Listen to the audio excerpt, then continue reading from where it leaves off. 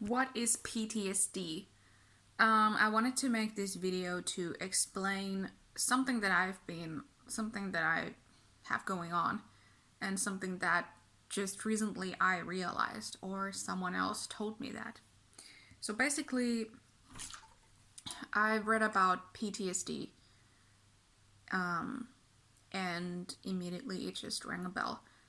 As I finally kind of like admitted to myself that there's this huge amount of distress bottled up that I haven't been able to deal with for the past 6 months properly. So, what is post traumatic stress disorder? It is when you experience something very traumatic, a traumatic event, something that scares you for your life, and something that is way too strong for you to handle in the moment, something that evokes so much fear that it alters your nervous system, and it alters the way you can cope with the emotions in that moment. And it changes the way you then respond to certain things, and it changes how you feel your feelings, how you feel your emotions, and how you can talk about those things. Also, it's very apparently it's normal that after that event, even for a very long time, like it can go for months, if you try to go back to the event that caused you the reaction, you can re-traumatize yourself, and you start like, it makes you like way worse if you try to talk about it. Like, that is a common thing, that talking about it or trying to relieve the stress about, relieve the stress by talking about it, it makes you actually just way worse. Like, that's a sign that it is post-traumatic stress disorder. Usually from a stress that is acute, something that causes that, like short-term stress. Usually you can talk about it and then it goes away, and it gets relieved by talking about it, and you forget it, and it doesn't stay in your memory for that way. It doesn't store in the part of the brain where it would continue to make this permanent change. So it causes a permanent damage and stress to your brain, PTSD. It is very difficult to see who is dealing with that, because the way we want to understand it, what happened to us, is out of our awareness. We want to push it aside because it's too absurd for us to understand. So you cannot know who is dealing with PTSD. And there are some signs from behavior that can tell. And these behaviors are like certain avoidance, not being connected to your own feelings, having these sudden extreme reactions that come from very like something small, or not even small, but like if someone is coming at you a bit more aggressively, that can make a huge, like, that can cause a huge startle response, and that also leads you to become even more disconnected from your feelings or emotions. So it causes a dysregulation into feelings and emotions. So that's what it is. And I think the basic thing, what it causes to your own energy levels, your hormones, the way your nervous system and brain works together, all these things that were balanced before or working in the way they worked for you. You sort of lose your awareness of your self in a sense. Like you're not entirely certain about your boundaries and mainly just your feelings and emotions. So what can help is not necessarily that you, well, what helped me was that immediately after this thing happened to me, the amount of stress and discomfort I felt was so strong that I knew that, okay, I have to speed process this. I'm not going to survive otherwise. I needed to speed process the situation. I would try to talk in a way that I could to my close friends or close family members. I would try to describe that something really awful bad thing happened, but I could not connect to my feelings to it. So I was just trying to word myself to, get to the next day and, get to the next mindset where I could process it more properly. And this lasted for 2 months.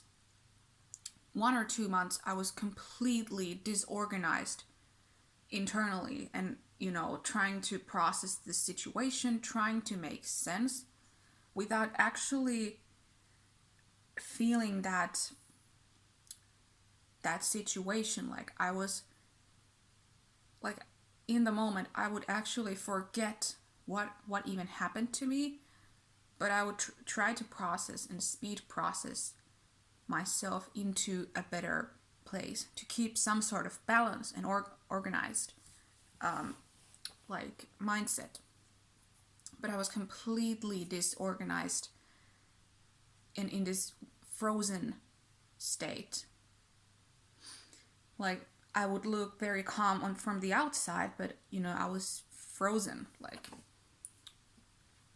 That's what happens. You freeze, and that can sort of help you to later on understand it. So what I find is important that you actually try to keep that freeze state, and remind yourself that you are also safe, or that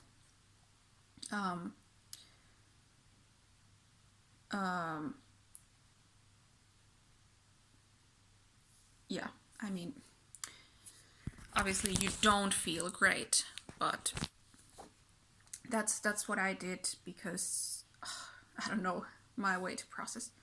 Anyway, what else helped me? What could so yeah, I tried to remain that connection to my closest people so that I would not entirely, swallow the thing and isolate, or, I tried to remain composed in some way possible. And time went on. It was about the time when 1 or 2 months had passed. I was asking, is this some kind of post-traumatic stress disorder? It could be. But at the time, too little time had passed that it wasn't interesting to me to, it wasn't really speaking to me the same way because I was still in a state of not entirely understanding what I went through. So Uh, Time has passed. It's been 6 months now, and the symptoms are much more clear now because they come when something sudden and stressful happens, and the way my emotions like and feelings respond is like very dysregulated, and it makes me go back to the situation. It makes me go back to the happening, and like in a flashback. It's a flashback. So now that I've started to have those flashbacks and remember the horribleness,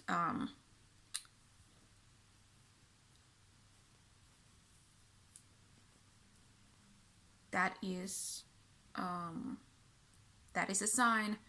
And now that I've read about it, I feel sort of like, thank you, thank you. It's clear, and there's this weird like feeling of being relieved when you can see that your symptoms follow a certain line that is being described to be normal to this situation, and that can be relieving on itself. And at this point, I would be needing to ask help for my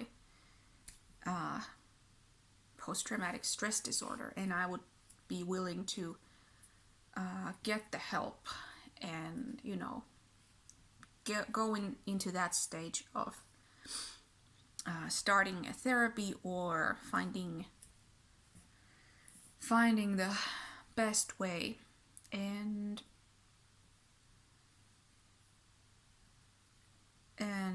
yeah, there's still no need to talk about the thing that happened because I've sort of processed it, and if it can stay, like the better if I can actually just forget it, it's gonna be the better. And it's just then about reshaping myself and my nervous system back to reacting and responding normally to things that happen around me. I guess that would be the goal.